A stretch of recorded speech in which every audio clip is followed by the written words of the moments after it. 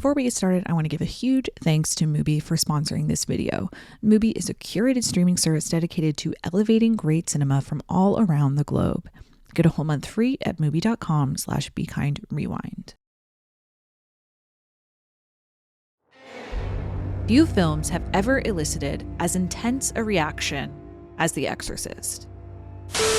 The manager of the National Theatre in Westwood says that there indeed are at least a dozen people who faint or become ill during every showing. The Los Angeles Times reports The Exorcist causing fainting and fleeing. Some trembled, others sought the privacy of restrooms. And we have a lot of people throwing up and a lot of people shuddering.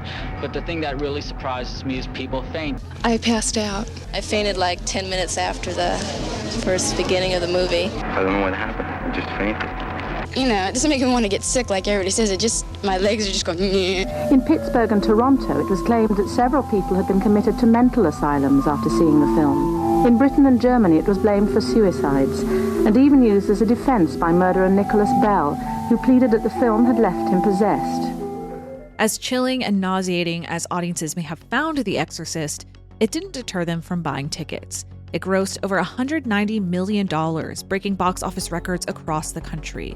The film's extreme popularity propelled it to 10 Academy Award nominations, though it left the ceremony with just 2 wins, Best Sound and Adapted Screenplay. Still, when I first learned that number, 10 nominations, it really stuck with me. After recent horror films like Hereditary and Us failed to garner few, if any, Oscar nominations, article after article outlined what seemed like a truism. The Academy hates horror. But if that's true, how did The Exorcist get 10 nominations? 10 is a lot. That's Godfather territory. And if the Academy hates horror, how did a vomit-inducing movie frequently labeled the scariest film of all time end up with the same number of nominations as Cabaret and Network? I know. I can already hear you saying, well, it made a ton of money. Box office receipts are important to Best Picture wins. And that's true, and I definitely think that's a big part of it. But as usual, I think the answer is more complicated than that.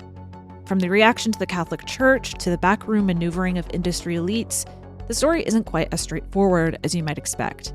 And that's the story I'm going to tell today. Let's begin with William Peter Blatty. In 1949, Blatty was a junior at Georgetown University when he came across an article in the Washington Post.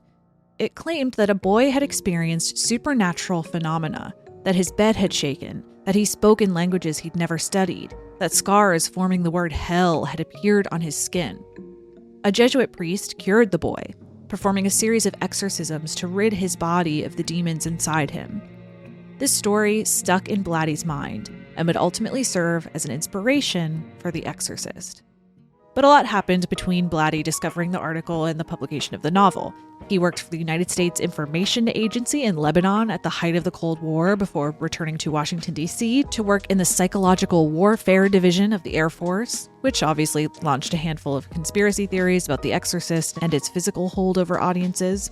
These experiences informed the contents of his first novel, Which Way to Mecca, Jack?, which then led to a series of comic novels, then eventually comic screenplays. He collaborated with Blake Edwards on A Shot in the Dark and Darling Lily, but Blatty, fearful that he would be pigeonholed as a comic writer, returned to that story of the possessed little boy, and in 1971 published his novel, The Exorcist. Although the novel differs from the film in a few major ways, it broadly tells the same story as the film, so I'll quickly sum that up for you as a refresher. We open in Iraq, where one Father Marin discovers a small statue of a demon, ominously suggesting an oncoming battle with evil. Cut to Georgetown, Washington, D.C., where Chris McNeil, a famous actress, is filming her latest movie. Her daughter Reagan spends her days playing with a Ouija board and relishing in her mother's attention when she can get it. But strange things begin to happen. A statue of Mary is defaced. The director of Chris's film turns up dead. Bizarre noises fill their attic. And Reagan starts to display some abnormal behaviors. Chris takes her to a psychiatrist. They scan her brain and perform a bunch of horrible tests on her, but nothing seems to improve her condition. Eventually, the doctors have exhausted all of their options and finally recommend to Chris that she see a priest and consider an exorcism. Chris thinks this is ridiculous, at least until she sees this. You know what she did? Your canting daughter? At which point, she immediately visits Father Karras for a consultation. Karras is having his own crises of faith after the death of his mother, but he ultimately agrees to see a now fully possessed Regan. He determines, she needs an exorcism, and calls in Father Marin, an expert in exorcism we learn, to perform the service. He dies trying to save Regan, and in a last-ditch effort, Father Karras invites the devil into his body to spare Regan. He briefly retains enough control to throw himself out the window, killing both himself and the demon inside him. Regan is back to normal, and the McNeils promptly leave D.C. The novel spent 17 weeks atop the New York Times bestseller list and sold over 13 million copies. Warner Brothers acquired the rights to the book with Blatty on board to write the screenplay. 2 then-recent films gave Warner Brothers some confidence. Roman Polanski's 1968 film, Rosemary's Baby, similarly used Satan as a real-world villain to compelling effect, and became a major box office success. And Francis Ford Coppola's 1972 adaptation of The Godfather elevated the original novel, turning a highly popular, but not necessarily golden literary text into not only an enormous blockbuster, but also a critically acclaimed work with 10 Oscar nominations. Director William Friedkin was key to this question. Having just won the Best Director Oscar for The French Connection, Friedkin was perceived as a director who might be able to have a similar effect on The Exorcist. Blatty preferred Friedkin because of his stylistic choices. Friedkin lent a real-world, grounded, almost documentary-like feel to his films, which Blatty believed would be necessary to keep The Exorcist away from camp, to take the story seriously. He also apparently liked Friedkin because Friedkin had told him to his face once that he didn't like one of his screenplays, and I guess you have to respect the guts. After landing the job, Friedkin began gathering his cast. Legendary Swedish actor Max von Sydow filled in as Father Marin. Friedkin insisted on finding a lesser-known actor for Father Karras and landed on Jason Miller. 14-year-old Linda Blair had been modeling and acting, mostly on television, before she auditioned for the role of Regan McNeil, which she won over 600 other girls. A few actresses were considered for the role of Chris McNeil, including Anne Bancroft, Audrey Hepburn, and Jane Fonda. Jane Fonda, she said, "Why would I want to be involved with a capitalist rip-off piece of shit like this?" Ellen Burstyn eventually got the role, and while she didn't necessarily have the star power of Anne Bancroft or Jane Fonda at that time, Friedkin admired her performance in The Last Picture Show and believed she had the intelligence to excel as Chris. Filming began in August 1972. I'm going to skip the particulars of the making of this film in this video because there are several documentaries about it here on YouTube and also on Shudder, so I recommend that you watch those for all of that information. But to quickly summarize, it was very intense, and Friedkin was, let's say, a character. And you never knew when he was going to explode or not explode. So there was always a tension on the set. The set caught on fire one weekend. That's the footage I use in the movie where I'm crying my eyes out because they are brutally damaging my back. Billy has reduced me to tears on more than one occasion. So he would sometimes shoot off a gun or something when he wanted someone to look startled. The man who refrigerated the set died. He used maybe sometimes methods that I was not used to. And Billy went in and slapped him across the face. My dear friend Billy Friedkin is a maniac. And I love him, but he's a maniac. After a grueling production, The Exorcist premiered on December 26th, 1973, and almost immediately became divisive with both audiences and critics. Some critics absolutely loved it. It was the best movie of 1973. All others paled beside it. To Gene Siskel of Chicago Tribune, it was a warm, almost tender experience that reminds one of the necessity of believing in something outside of oneself and of the ecstatic pleasure in being strong despite being scared virtually out of one's mind. At the same time, some key members of the critical elite hated it. Pauline Kael labeled it an obtuse movie without a trace of playfulness in The New Yorker, while Vincent Canby at The New York Times called it a chunk of elegant occultist claptrap that was practically an impossible film to sit through. A common theme appeared in these negative reviews. Critics who didn't like the film didn't like it because they thought it didn't actually say anything, that it was more interested in shock value than coherent storytelling. But I don't think The Exorcist does move you really deeply. Its effect is more like the superficial jolt of any sudden shock. As Foster Hirsch put it in the New York Times, the spooky embellishments, the noises in the attic, the levitating beds, the sudden burst of harrowing violence were merely empty adornments. The Exorcist, he wrote, is a powerful, meaningless movie. Empty and meaningless are rather harsh, but to be fair, as good a movie as The Exorcist is, it does occasionally cross the line from ambiguous to confusing. In the LA Times, Charles Champlin attributed some of these perceived shortcomings to the adaptation process. The contemplations between the old and young exorcist, between Father Karras and Father Dyer, between Dyer and the mother, have been sacrificed to the onrushing narrative. If the choices are understandable, they are also disappointing, because it was the questioning, however fleeting, that gave the novel the reverberations that made it more than a current horror story with links to a distant past. These words were probably quite welcome to Blatty because they cut right to the core of a debate that he and Friedkin conducted privately during the making of the film and publicly for decades to come. To them, the film had a definite meaning. The film, The Exorcist, is primarily about the mystery of faith, the mystery of goodness, that mystery which is just inexplicable, but it's there. Blatty had written scenes to clearly spell out this thesis for an audience. One in particular took place between Father Karras and Father Marin during a break from Regan's exorcism. Karras asks why Satan had chosen this little girl out of everyone in the world to corrupt. What's the point of all this? I think the point is to make us despair. To reject the possibility that God could love us. To Blatty, this scene was key. This is where you find out why you've been subjected to all this horror for so long, he said.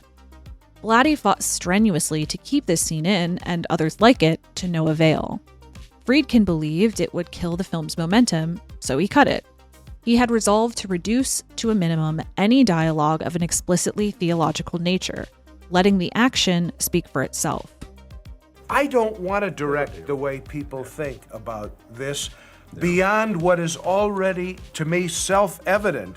Friedkin argued, it's like the whole movie was about what they were talking about, so why are they talking about it?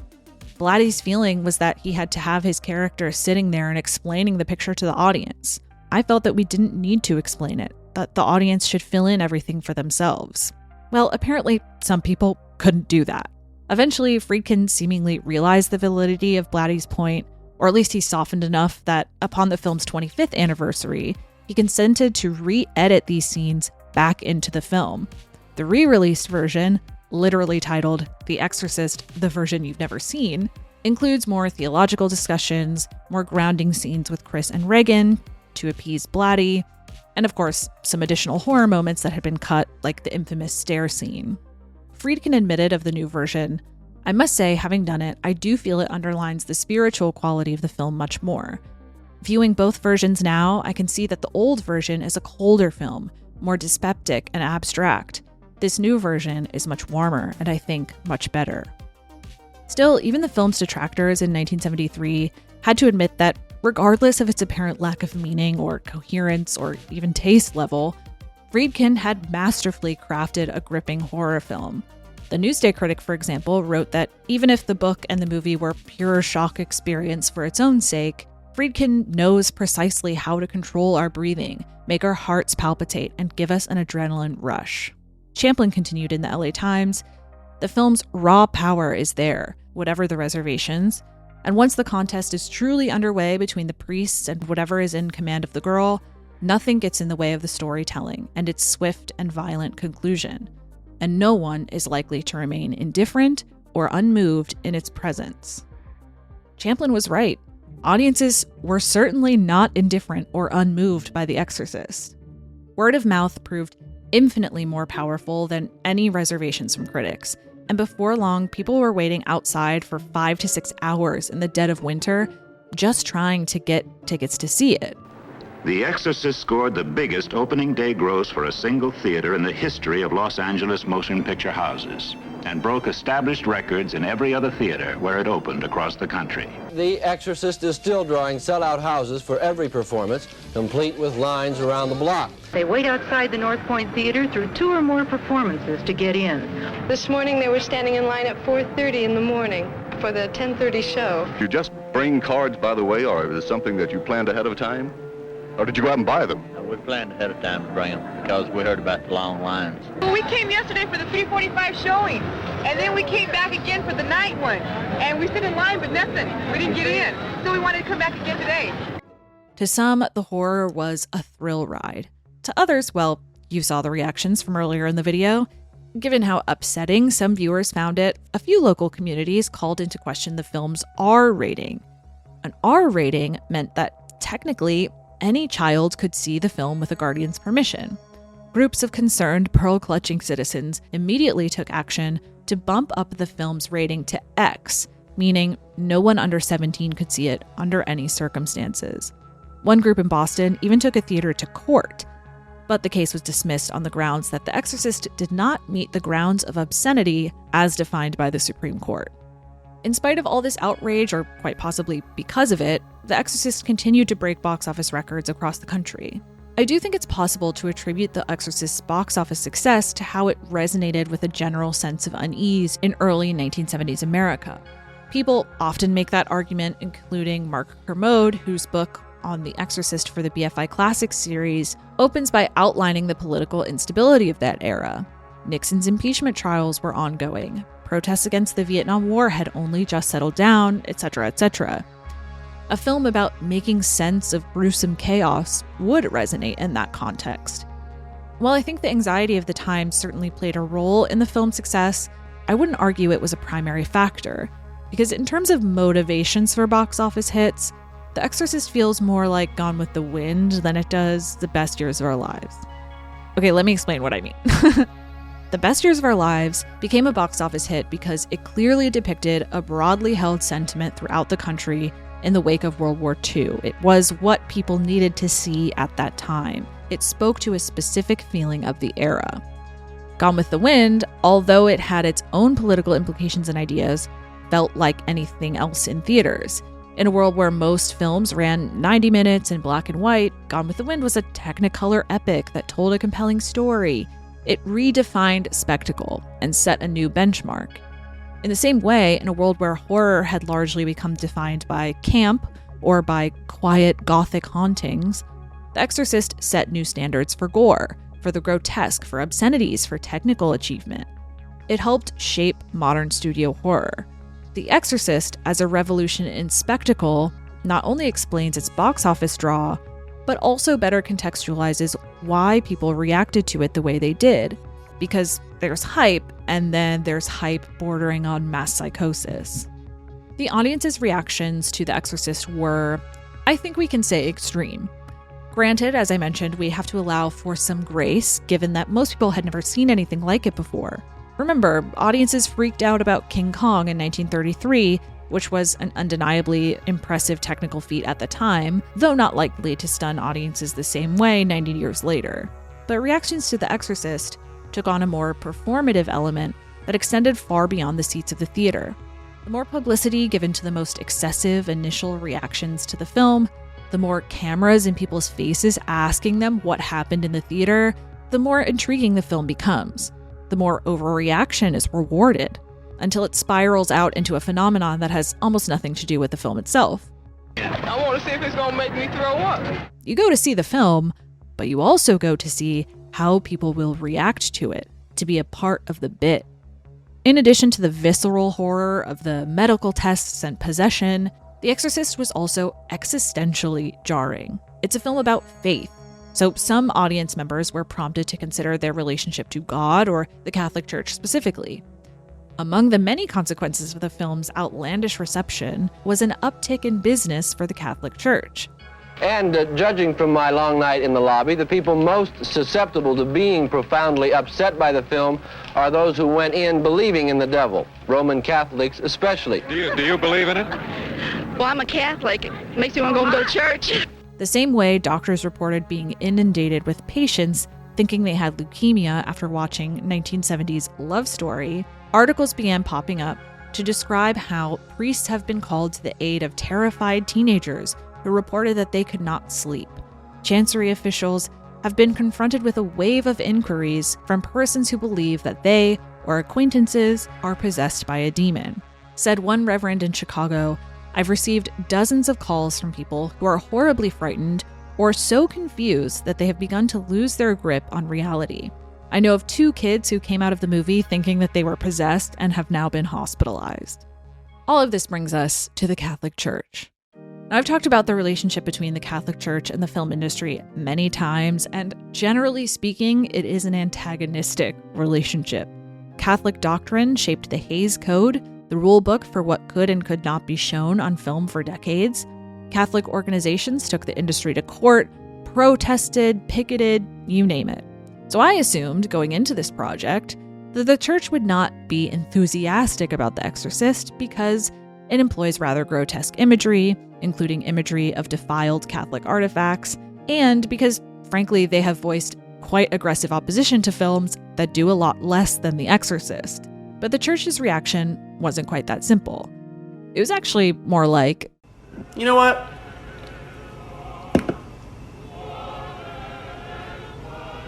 No. Well, to be clear, religious opposition to The Exorcist absolutely did exist, and it wasn't just from Catholics.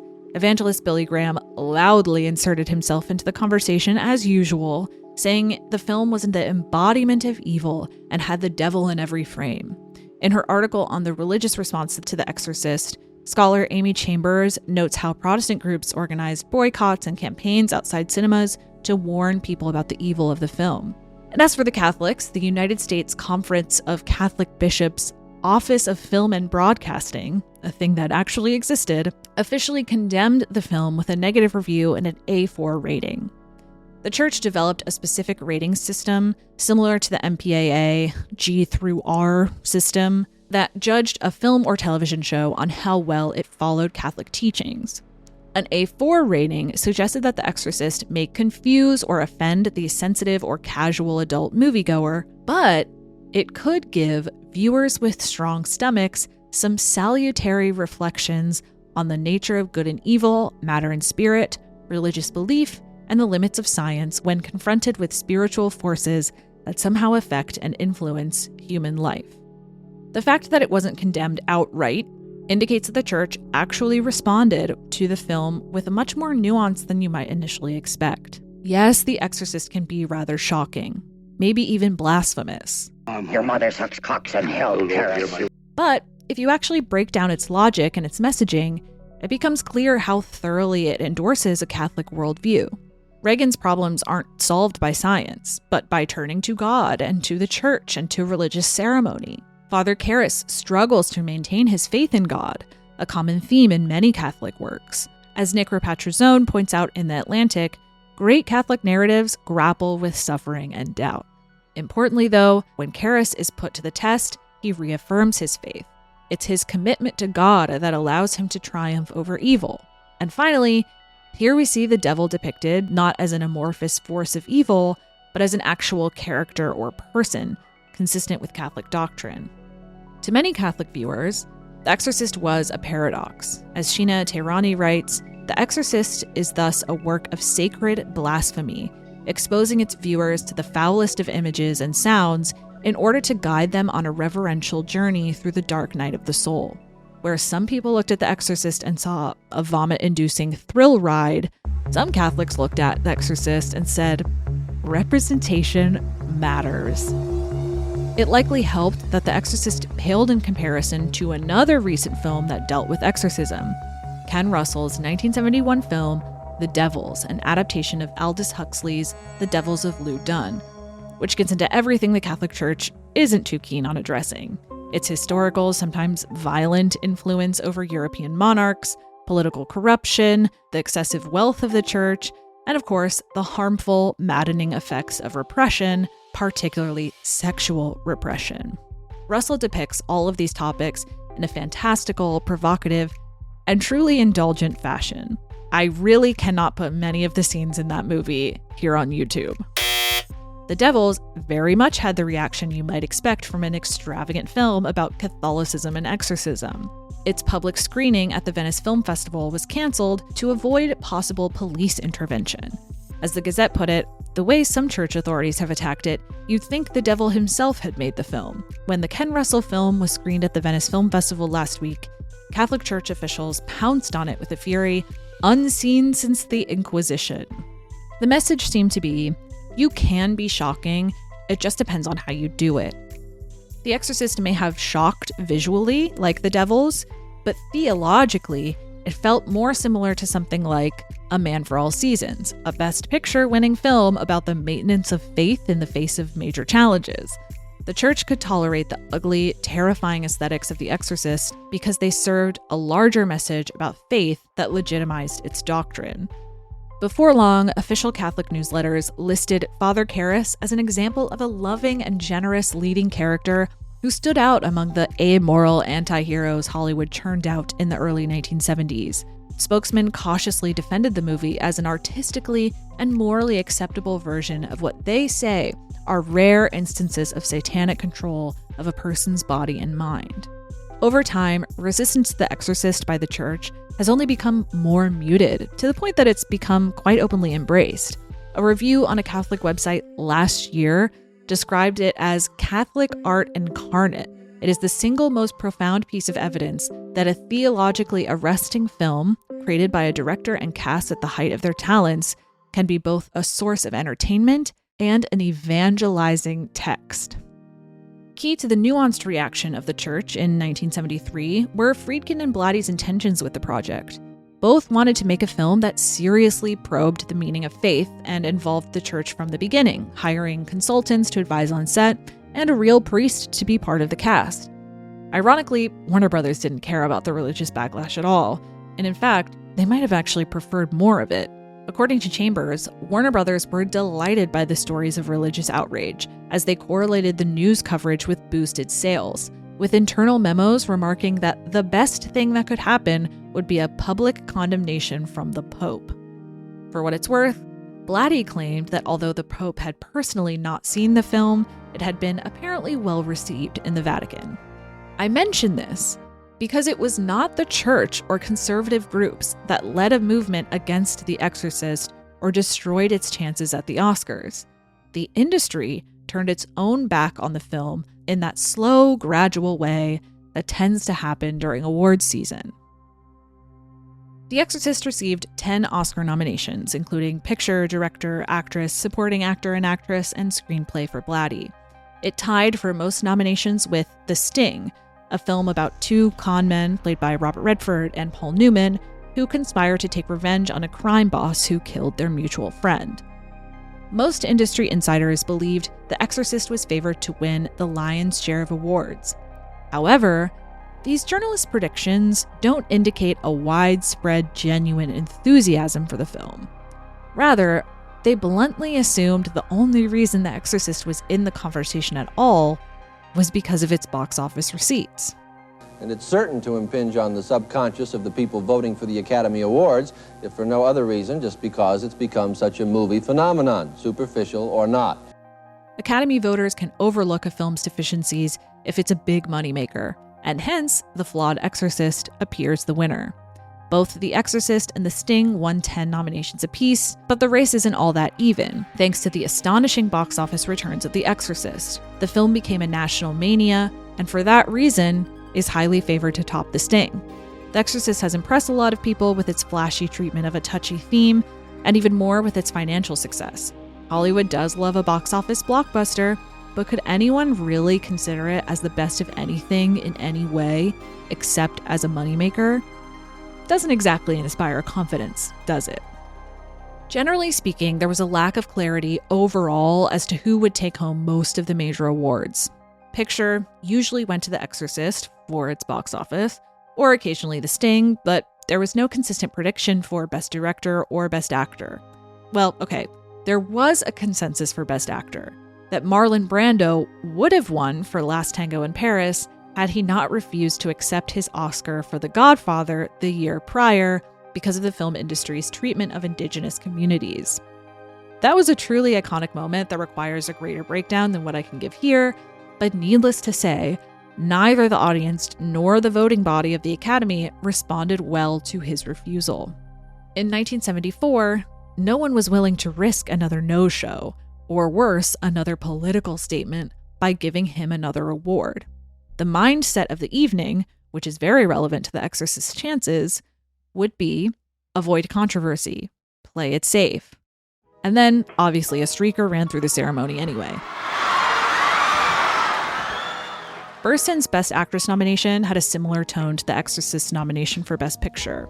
She was sometimes predicted to win, but almost never on the merits of her performance as Chris MacNeil. Her fate, they wrote, was tied to the fate of The Exorcist. If it swept, she might be carried along with it.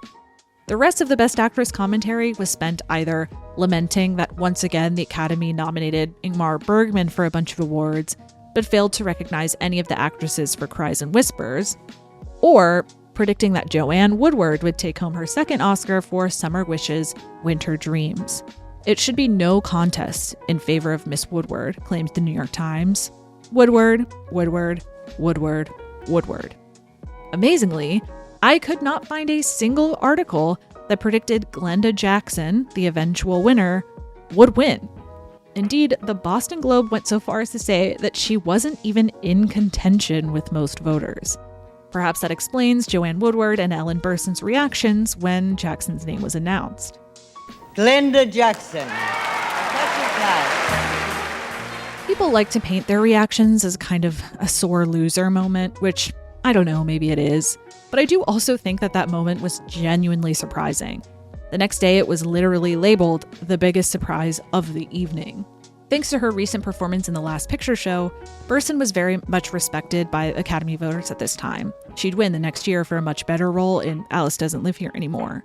But it's amazing how little her work in The Exorcist actually comes up when you read press coverage of the film from this time. With everything else going on, her performance was rarely mentioned, and understandably so.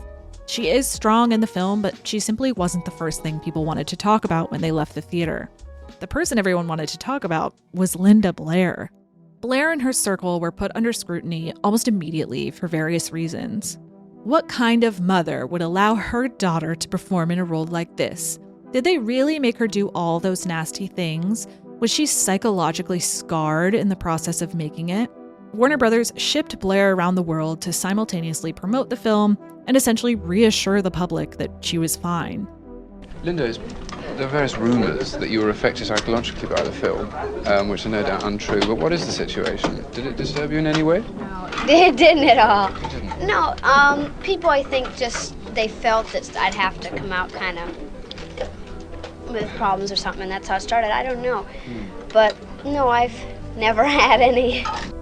She sincerely believes that she hasn't been scarred by the things she had to do in the film. It's the grisly business of stardom which seems more likely permanently to disfigure her. For a teenage Blair, this process dealing with the public altered her life far more dramatically than the film. It's one thing to become very famous very quickly. It's another thing to become very famous very quickly when everybody sees you as Satan. As I understand it, for 6 months or so after the movie opened, the Warner Brothers had to give you guards around the clock, death threats. What kind of effect did that have on you at the time? I think basically it was obviously an unusual film.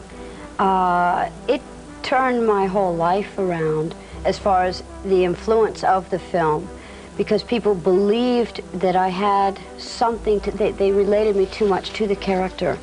And that was difficult, and it was a whole new world for me.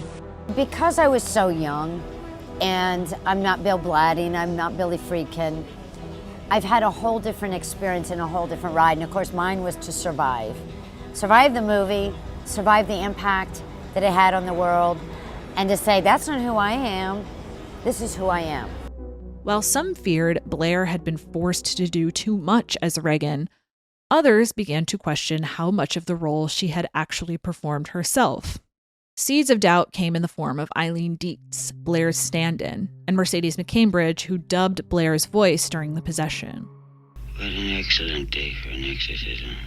Dietz emerged after the film's release, claiming that much of what the audience actually sees, the spitting, shrieking, struggling, all the powerful scenes, all that was actually her.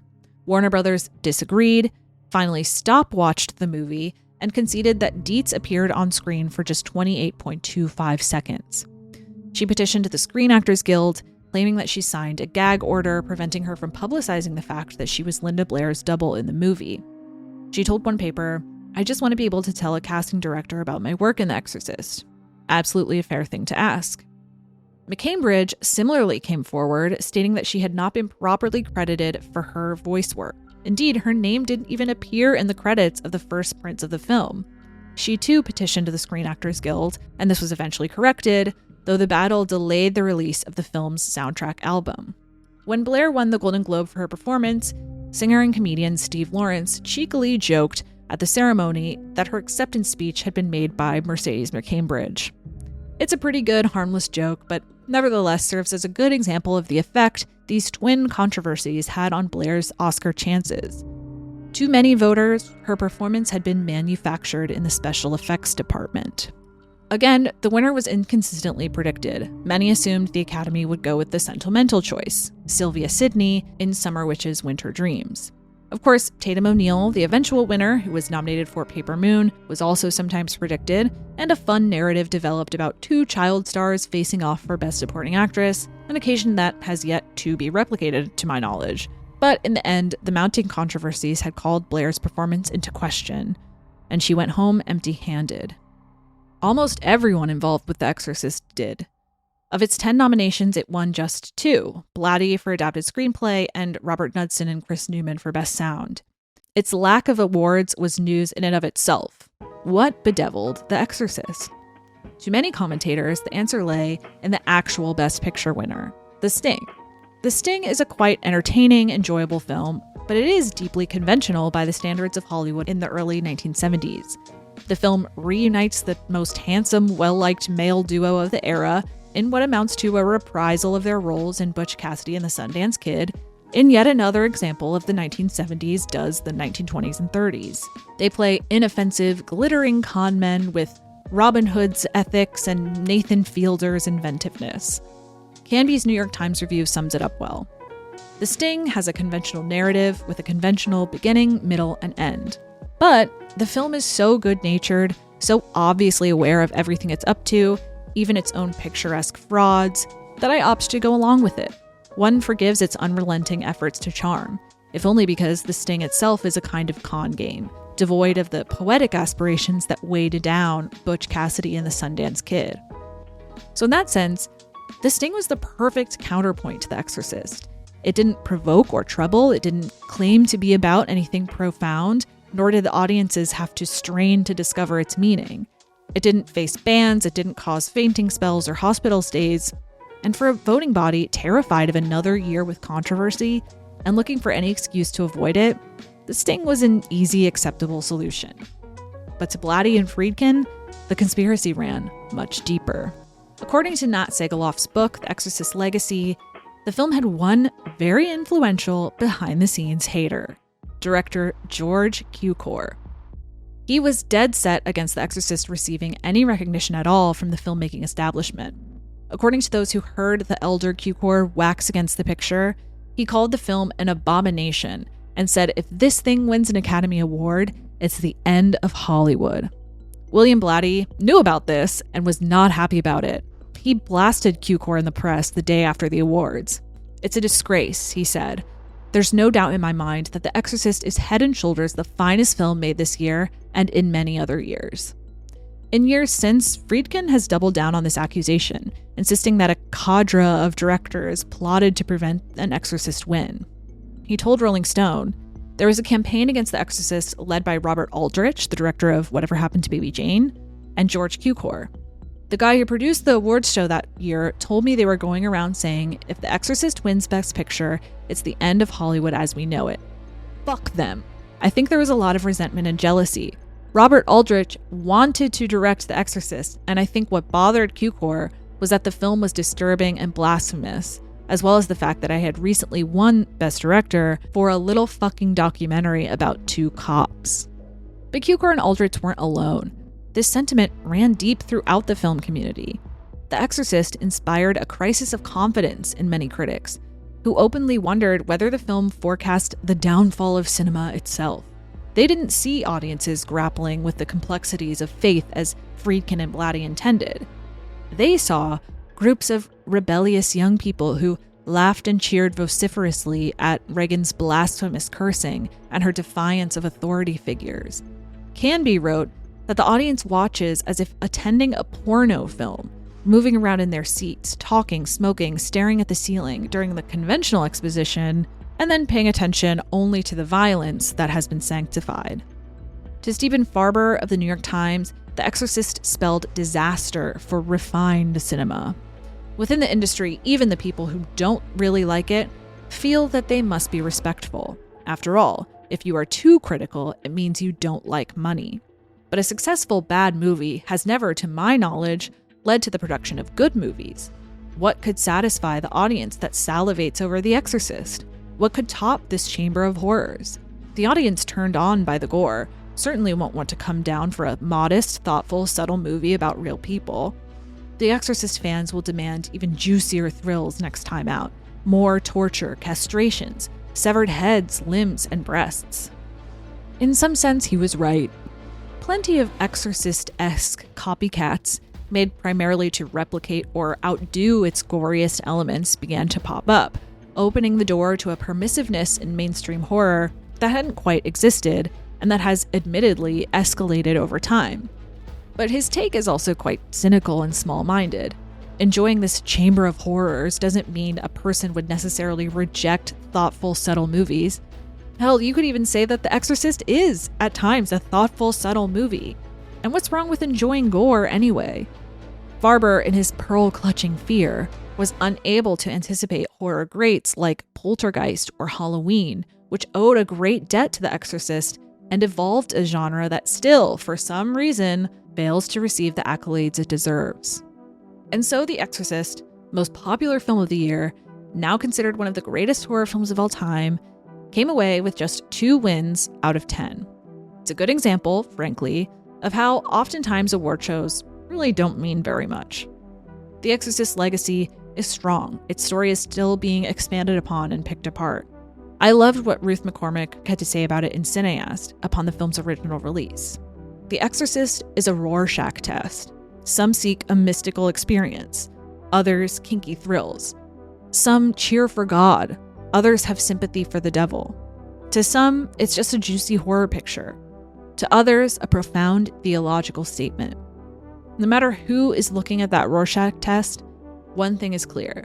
The Exorcist was the Hollywood ideal, a big moneymaker that made genuine technological advances and continues to confound, terrify, and entertain decades later. The Exorcist fandom has been going strong for decades, and with new films constantly adding to the lore, I don't think the franchise is going anywhere anytime soon. I know the latest entry didn't get the best reviews, but I love it when people get to indulge their fandom. And you know who I would show up for like that? You know who I'd wear loud tie-dye merch for any day of the week? Christian Petzold. That's who. I mean, who could resist the genre riffs and spectral in-between landscapes of Petzold's psychological thrillers that showcase a collective vision of Germany's past? If you haven't seen Petzold's work, you're in luck because Mubi is a sponsor of today's video and they've got you covered. Mubi is a curated streaming service dedicated to elevating great cinema from all around the globe. From iconic directors to emerging auteurs, there's always something new to discover. With Mubi, each and every film is hand-selected by wonderfully talented curators. You can discover the best of cinema at your fingertips, streaming anytime, anywhere. Right now, Mubi has a series called The Phantoms Among Us, the films of Christian Petzold, which includes 3 of his films from the early 2000s, The State I'm In, Jericho, and Yella. I love all 3, but if you're interested in how filmmakers adapt famous works to tell modern-day stories, I can't recommend Jericho and Yella enough. In Jericho, he transposes The Postman Always Rings Twice onto a story about a dishonorably discharged veteran who begins working as a driver for a businessman and who falls in love with his wife, Nina Haas, in the process. Yella reimagines the classic horror film Carnival of Souls with, again, Nina Haas fleeing her hometown to find a new job far away from her volatile ex-husband. I'm obsessed with how he maintains the spirit and mystery of the original stories while cracking them open to bring in contemporary themes and conflicts, and crucially, not simply just copying them beat for beat. It's my duty to recommend these to you if you haven't seen them, and thankfully, Mubi is here for you to check them out for free. All you have to do is click the link in my description below. Just go to mubi.com/BeKindRewind for a whole month free. The world of cinema can be at your fingertips. Get a whole month free at mubi.com/BeKindRewind. Last week in the rain, they stood as it was a sun today. Mr. Friedkin and Mr. Blatty felt sorry for the people. They hired caterers. They give out 3,000 cups of coffee each night, a total of 6,000. The public thought it was great. Just the other night, this guy came out and I looked out the door and he was lying on the floor. He's really big. You wouldn't have expected. I know. All these big guys, they come out and they look like they're ghosts or something.